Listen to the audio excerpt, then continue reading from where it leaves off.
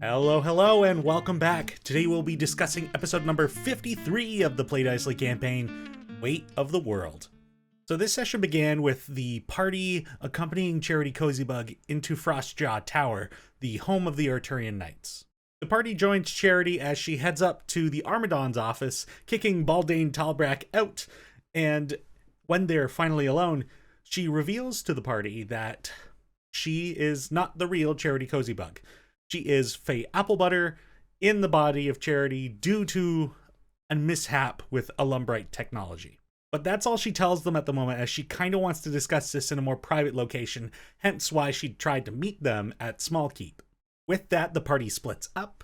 Drac, Abe, and Gideon all head back to Smallkeep while escorting the unconscious body of Ferric Ironbender, who is still recovering from the assassination attempt on him. Then Elowyn, Azaria, Nell, and Charity all stayed in Brolbar to finish up the small tasks that they had to get done before heading back. This included picking up Drac's Remoraz armor that D&R was making for him. Not wanting Valoon to get all wrapped up in this intellect devourer conspiracy, she wanted to stop by Malege HQ to implore Valoon to get stationed at Smallkeep in order to get him out of the city and away from this whole ordeal.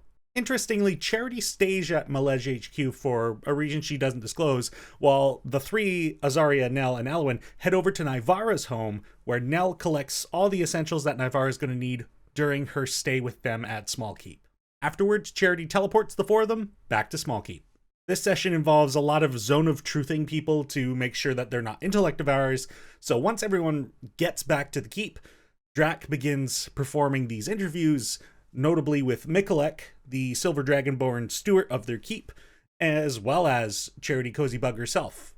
And they are relieved to find out that neither of them are intellect devourers. With that wrapped up, Mikulek returns to his duties at the keep, and the party is able to ask Charity, or Faye, about the strange situation that got her soul swapped into a different body.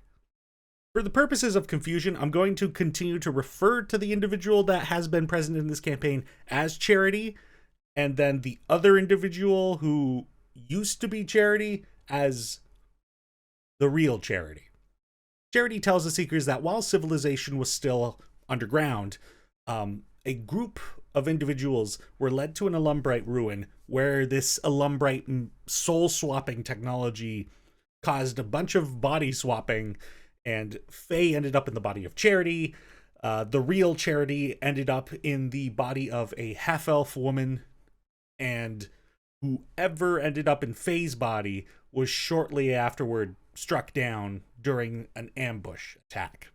During the events that led up to the Battle of Brolbar, Charity was able to kind of figure out what was going on with this whole situation and was able to find the real Charity in this new half-elf woman.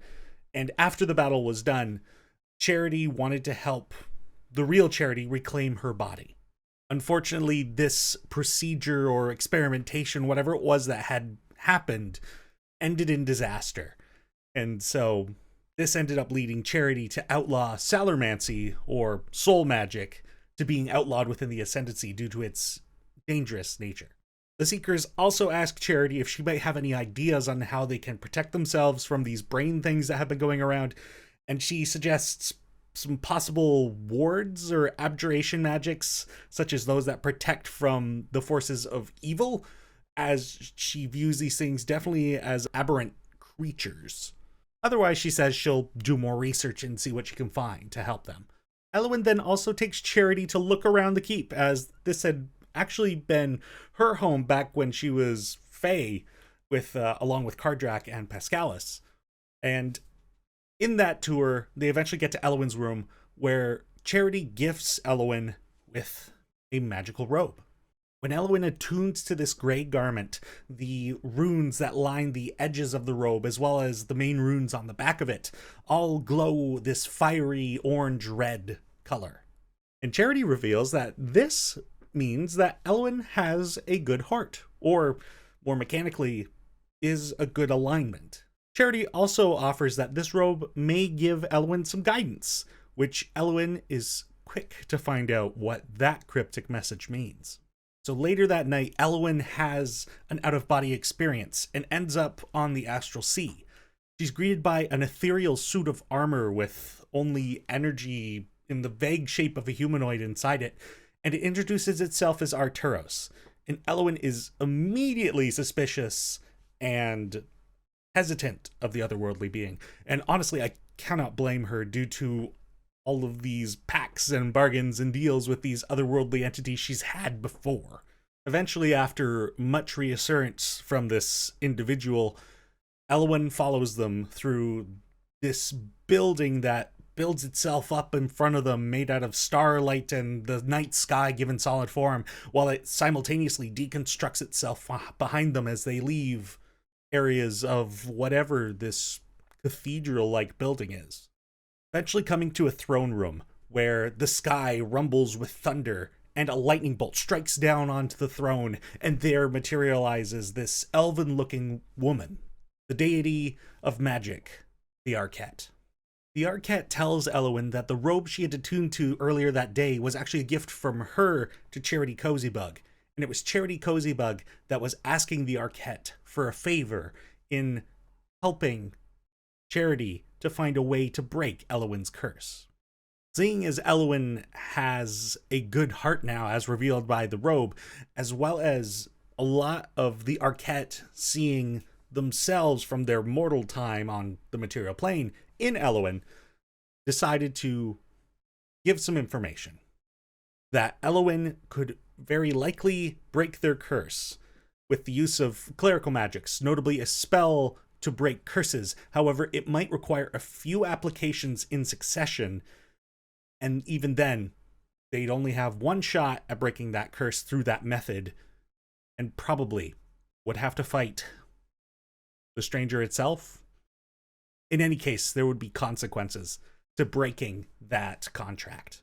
With this, the Arquette wishes Elowyn good luck, and Arturos escorts Elowyn back to the material plane, where she wakes up in her bed and returns from her out-of-body experience. That same night, Abe feels that pulse in his chest again, similar to the one that he'd felt on Dawnstar Day. However, this time it's stronger. Then he hears a familiar voice in his head. He whose hunger is unending. Come back to once again try and strike a bargain with Abe.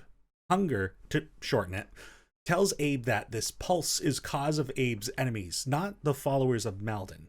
And he has come back to offer Abe his strength and his rage, and reminds Abe of the strength that he had had when they had occupied his body. Abe simply tells him to be gone, that he will not sell his soul. And Hunger then offers a way to resurrect those ashes. He will reveal that to him if he makes this partnership.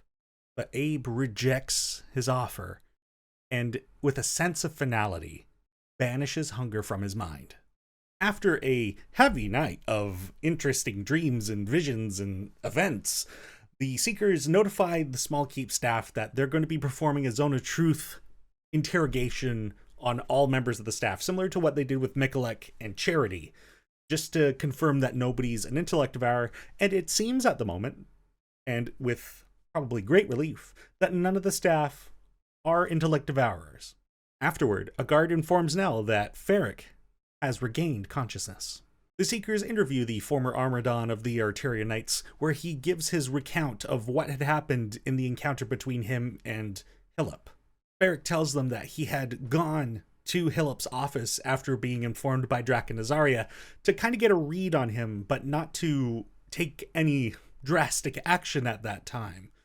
But during the conversation he was having with Hillip, he noticed a switch in him.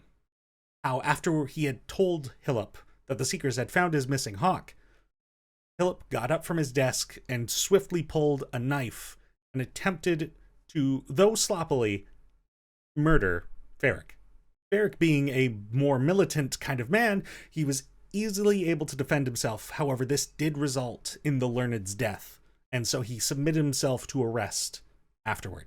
When asked, he did not see any other creatures or walking brains in the room with him, and he theorized that if this was in fact the doing of Balesville, that this might be some sort of smear campaign to ruin the credibility of the upper echelons and leadership of the Ascendancy. Leaving Ferric to continue to rest and be a prisoner in their keep, Elowyn then collects the Seekers and informs them about her encounter with the Arquette during the night. Elowyn tells them all how the Arquette had given her away to potentially break her contract with the Stranger, however that this might result in some unintended consequences and possibly a fight with the otherworldly being. But the Seekers, of course, as they've always been, are supportive of whatever direction Elowyn wants to do, however she wants to pursue this. Elowyn then also tells the rest of them a bit more detail about her original encounter with the Stranger, going from the strange forest it resided in and how there were the faces hanging from the tree branches, going into more specifics about the Stranger's appearance, as well as how the curses it inflicts upon those that enter its forest are based on their own fear. This then leads to some speculation as to whether the party might make a trip to the Wilder to ask Reynard if he might have any helpful information that they might be able to use to fight the Stranger. As the Seekers figure out what their next course of action is going to be, and in a last bid to gather a little bit more information, Drac heads out into the nearby forest to hunt for an offering to his deity, and in order to ask them a question.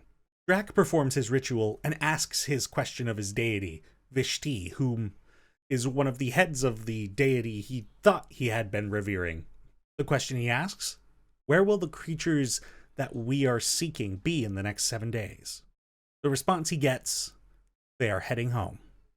And the party takes this to mean either they are on their way back to Balesville and to Cardrak, or perhaps even heading back to an alternate dimension or other world, if that's where they originated from. And that's pretty much where that session ended up. We had decided as a group that the players were going to kind of figure out what their plan moving forward is going to be, just so that it doesn't have to take up the show time. So coming into this next session, they've got an idea of how they want to proceed. So if you're intrigued as to what the Seekers of Sicramund will be doing next, what their next course of action is, you should join us on August 6th at 6 p.m. Eastern Standard Time. We will be streaming on YouTube once again, so head over to Play Dicely on YouTube, and we'll be super excited to have you all there. And until then, stay kind, stay happy, and as always, play Dicely. Goodbye!